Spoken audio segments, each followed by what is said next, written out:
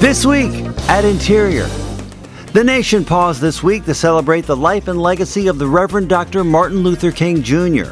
On Monday, President Trump laid a wreath at the King Memorial on the Tidal Basin in Washington, D.C., while Deputy Secretary Kate McGregor joined Vice President Mike Pence for a King birthday observance at Holy City Church of God in Christ in Memphis, Tennessee. Dr. King was assassinated in Memphis in April 1968.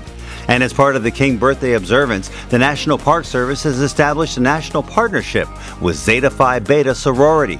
The agreement provides new opportunities for African American women and young girls to experience national parks, historic sites and monuments, as well as promote interest in historic preservation careers. Secretary Bernhardt this week visited the Hoover Dam for a site inspection. During his visit, the secretary took an elevator to the bottom of the dam, visited employees in the control center, viewed dam generators and penstock tunnels, and other locations within the dam.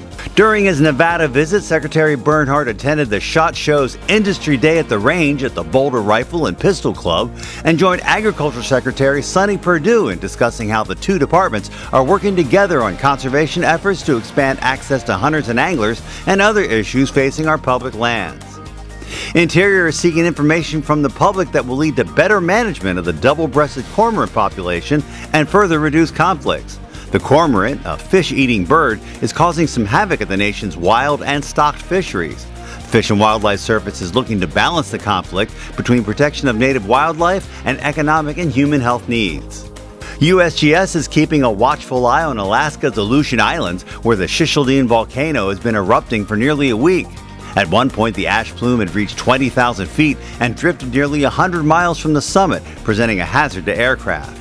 And USGS scientists continue to provide up-to-date information to help Puerto Rico and FEMA officials make decisions to protect residents following recent earthquakes and aftershocks. The first 4.7 quake hit southwest Puerto Rico on December 28th. A magnitude 6.4 quake struck on January 7th, followed by more than 300 aftershocks greater than magnitude 3. The Fish and Wildlife Service published a proposed rule in the Federal Register this week to revise the Duck Stamp 2020 contest regulations to include one or more visual elements that reflect the theme of celebrating our waterfowl hunting heritage. Secretary Bernhardt calls hunters and anglers the backbone of American conservation. And our social media picture of the week, this amazing photo of an eagle in its snow-covered nest at Cuyahoga Valley National Park in Ohio. Make sure you follow us on Facebook, Instagram, and Twitter. That's This Week at Interior.